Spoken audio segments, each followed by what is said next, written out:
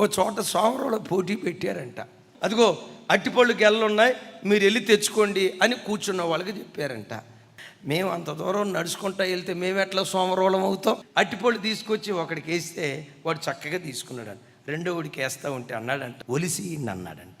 అబ్బా వాడికంటే వీడు సోమరిపోతాడు అని చెప్పి వీడు కొలిసి ఇచ్చారంట.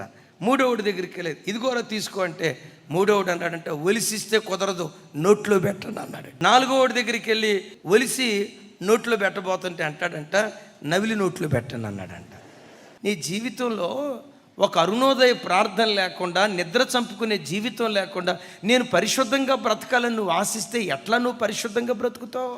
వారంలో నీ జీవితంలో ఒక్కరోజు కూడా ఉపవాసం లేకుండా, శరీరాన్ని నలగొట్టుకునే జీవితం నీకు లేకుండా, నేను ఆత్మీయురాలుగా మార్చబడాలయ్యా, నేను ఆత్మీయుడిగా మార్చబడాలయ్య అంటే సోమరిపోతాడు, ఆశపడతాడు, కానీ వాడికి ఏమీ దొరకదు అని వాక్యంలో రాసి